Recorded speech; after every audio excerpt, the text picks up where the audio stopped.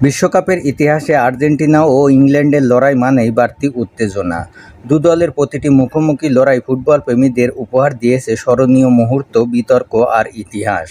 এবার সেই দীর্ঘ প্রতিদ্বন্দ্বিতায় যুক্ত হতে যাচ্ছে নতুন আরও একটি অধ্যায়।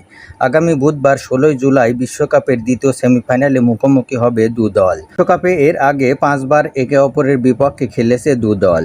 প্রথম দেখায় ১৯৬২ সালে গ্রুপ পর্বের ম্যাচে ৩-১ গোলের জয় পেয়েছিল ইংল্যান্ড।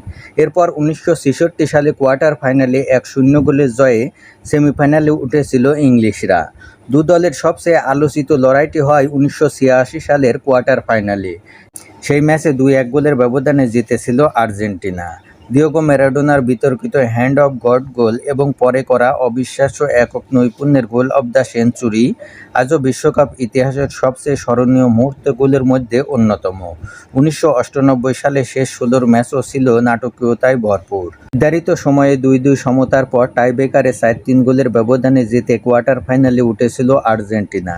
সেই ম্যাচে মাইকেল ওয়েনের দুর্দান্ত গোল ও ডেভিড বেকহ্যামের লাল কার্ড দীর্ঘদিন ধরে আলোচনায় ছিল। দু দলের সবশেষ বিশ্বকাপ সাক্ষাৎ হয় ২০০২ সালের গ্রুপ পর্বের ম্যাচে। ডেভিড বেকহ্যামের পেনাল্টি গোলে ১-০ গোলের ব্যবধানে জিতেছিল ইংল্যান্ড। ইংল্যান্ড আর্জেন্টিনার মুখোমুখি লড়াইয়ের পরিসংখ্যানে এগিয়ে ইংল্যান্ড। ৫ বারের দেখায় ইংল্যান্ডের ৩ জয়ের বিপরীতে আর্জেন্টিনার জয় ২ ম্যাচে।